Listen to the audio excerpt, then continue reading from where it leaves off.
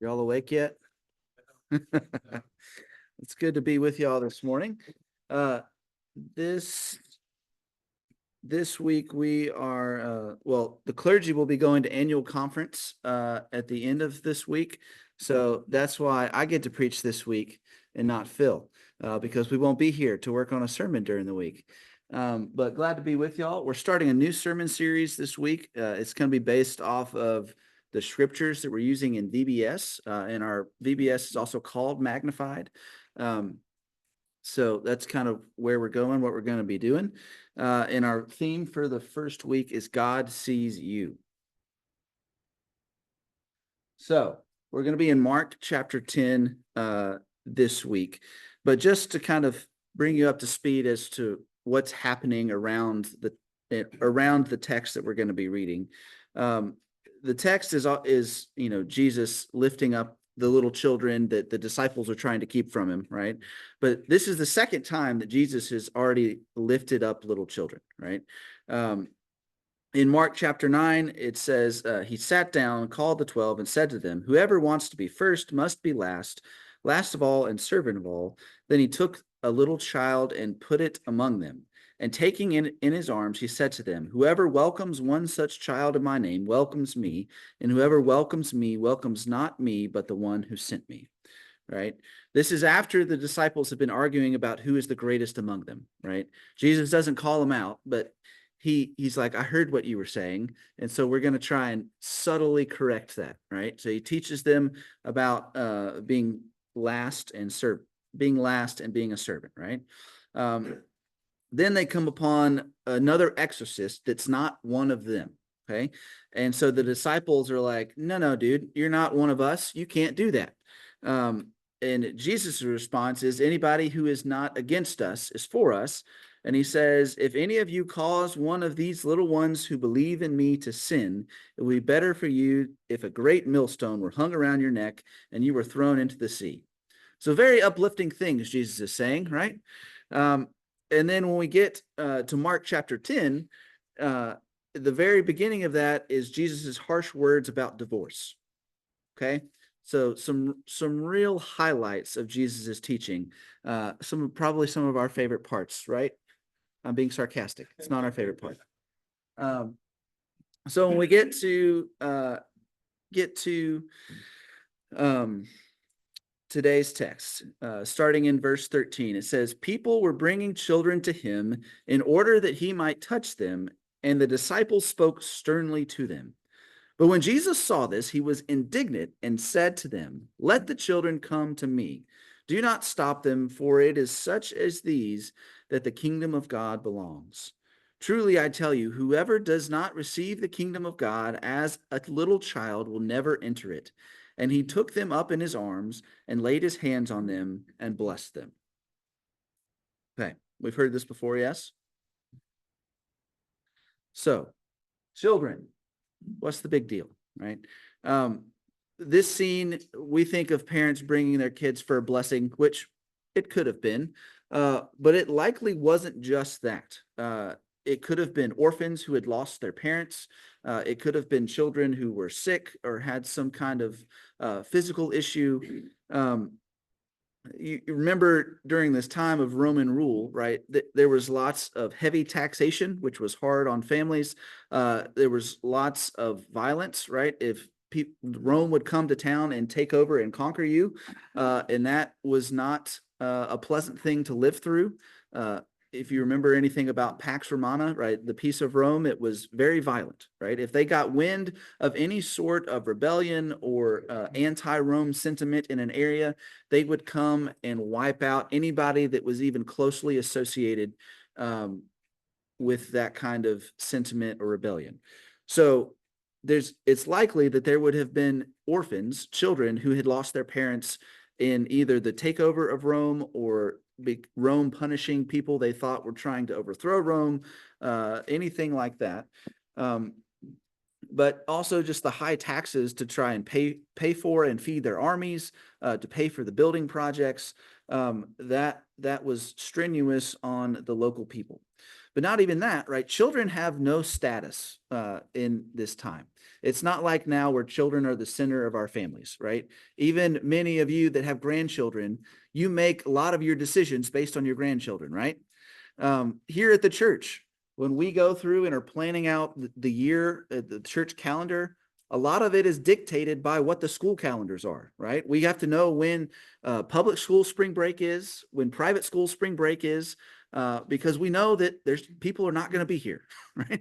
Right? Based on the school calendar, we can tell when people are going to be out of town, and so we have to plan accordingly, right? There's other things that we want to be mindful of as well, and how children affect our lives, right? Parents, a lot of their decisions are based on their children, right? Their financial decisions, their long-range planning, their scheduling. I mean, if your kid plays any sport now, especially if it's a travel sport, that's your life, right? Is your kid's sports career. But it's Jesus is angry, right?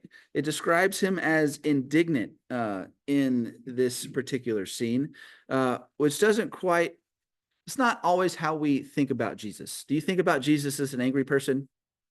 No, right? Especially when you have like The Chosen, right? That Phil has talked about how Jesus is laughing and always cutting up and smiling with the disciples in The Chosen. We think of Jesus as this kind and loving person that's always going around and healing people and bringing people back into the community, right? But here, there's a couple of times where Jesus is angry. We all remember the famous scene where he's in the temple, he goes to the temple and he flips tables. And then there's here when the disciples are trying to keep the children away from him. And do you feel like there's a lot of anger in the world right now? Yeah, right.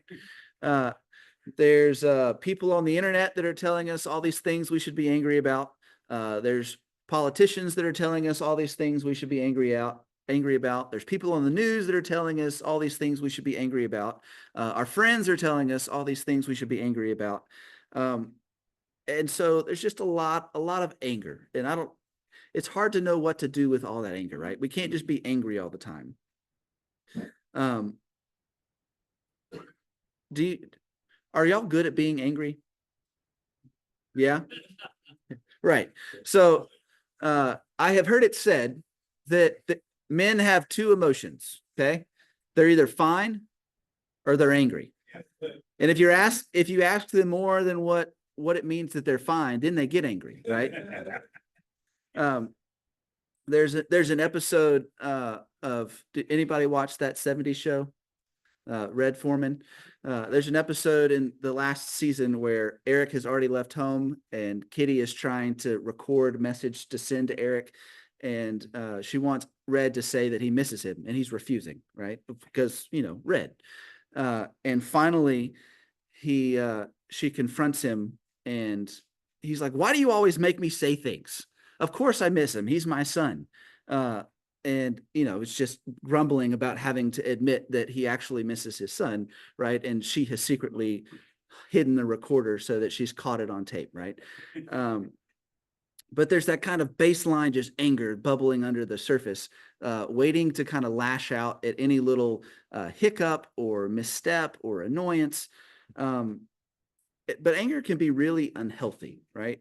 If you really hold on to your anger, it has physical effects, right? It causes things like high blood pressure, other kinds of health issues, and even your relationships, right? It's hard to be in a good relationship with a person that's angry all the time.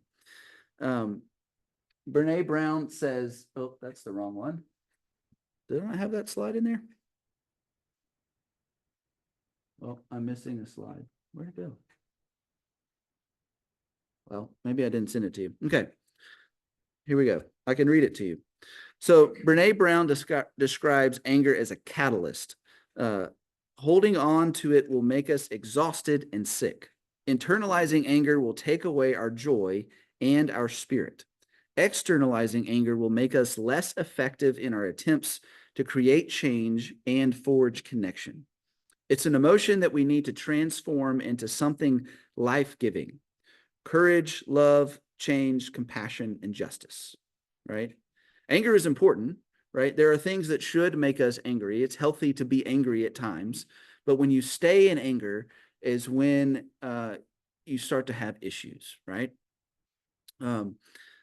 What are you doing with your anger? Are you using it to create change, right? Anger is often the spark that we need to make a change in our life or a change in our world.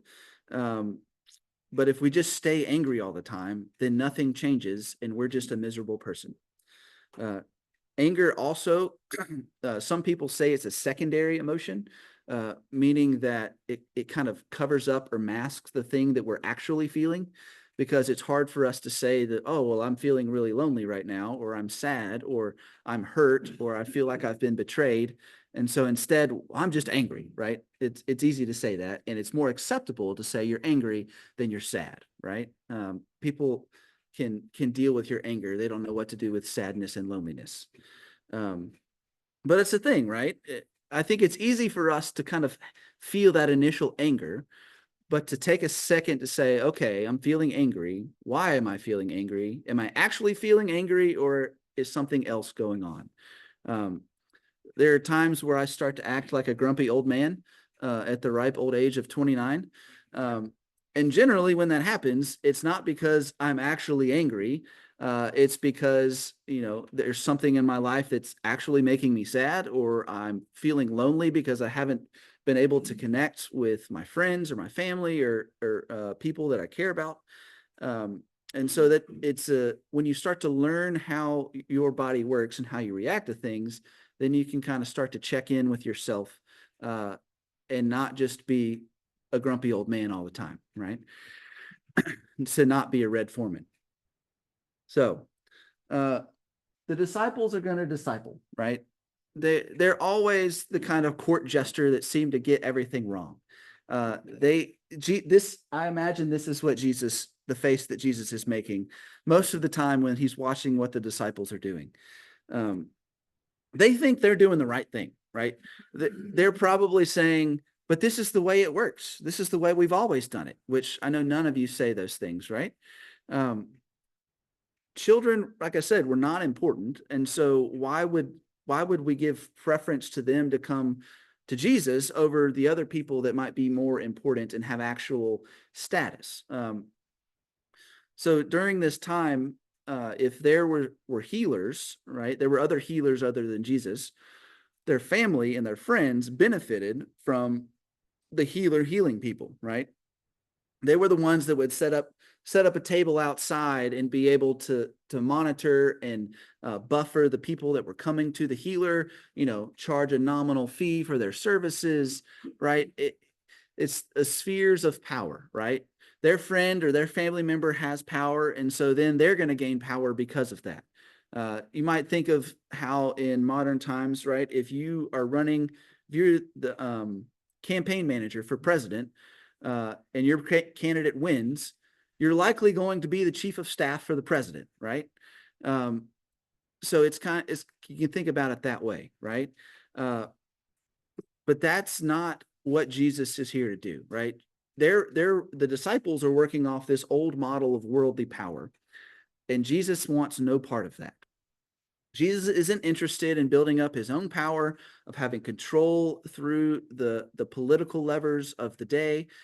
Jesus is more concerned about the least, the last, and the lost, right? And the least of these is children, right? Nobody cared about children. They were often seen as even a burden. And so the disciples, even though Jesus has already told them that children are important and tried to correct them, they just don't get it. And so finally, Jesus has had enough and gets angry, right?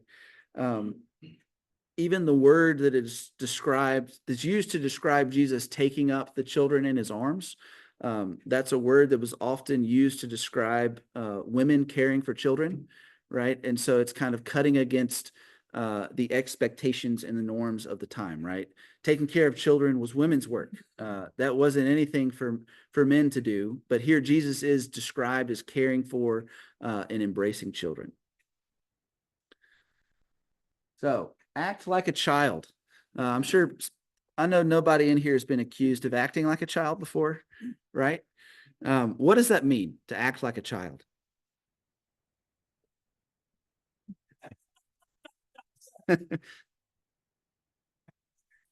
Throwing a tantrum. Yeah. Not being in control of your emotions. Yep. It sounds like my 2-year-old. It's often seen as a bad thing, right? You need to grow up, mature, stopped acting like a baby.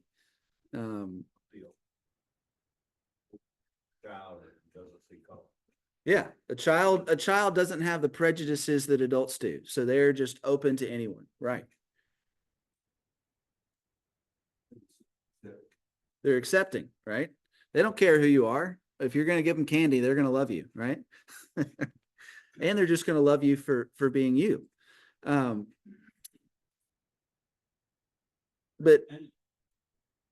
they're dependent, exactly, which is the exact thing that all of us work to not be, right? None of us in here want to be dependent on anybody else, right? We might say, oh, yes, we depend on our spouse or we depend on our friends. But the way that our world works is this fierce independence, right? We've got to do it ourselves, pull ourselves up by our bootstraps. We look down on people that are dependent on others, right? We might not want to say that out in public, but it's true, right? If we're honest with ourselves, that's the kind of general sentiment in our world. But Jesus is lifting up children and saying, you need to be like them. Unless you accept the kingdom of God as a child, like that's the goal, right? Not that just you're going to come to faith when you're a kid, but that you are acting like a child, having faith like a child. And kids are curious and they're fully dependent on other people, right? They ask a lot of questions, a lot of why, which can be really fun sometimes and also really annoying because you realize how much you don't know, right? There's only so many whys that you can answer, but they're fully dependent on other people, which is what Jesus apparently wants us to be, fully dependent on each other.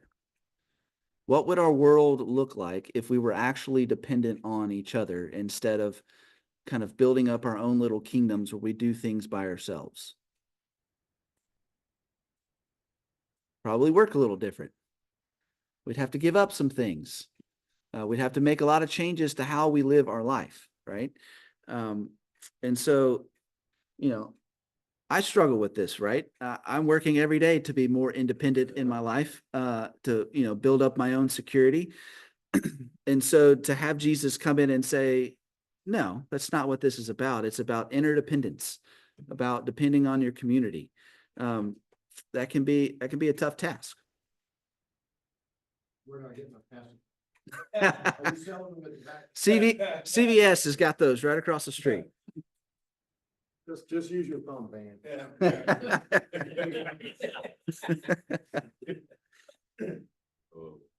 So here we go. Some questions. Just to check in, how's your 5x5 going? How's your 5x5 going? And it's been 6 months-ish, so you've still got plenty of time to engage that if you haven't. What makes you angry, right? Sure, plenty of you have stories about being stuck in traffic. But what really makes you angry? What do you do with your anger? Do you just are you just angry all the time, or do you actually try to funnel it into something productive and life-giving? When's the last time you said, this is the way we always do it? And why did you say that?